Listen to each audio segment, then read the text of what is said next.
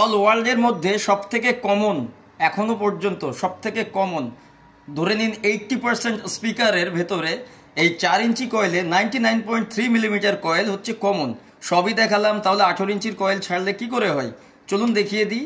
এটি এই প্রো থেকেই আসছে, ইঞ্জিনিয়ারিং ইটালি, 99.3 বাফ ম্যাটেরিয়ালসে আছে, ফরমাটি 8 ohms।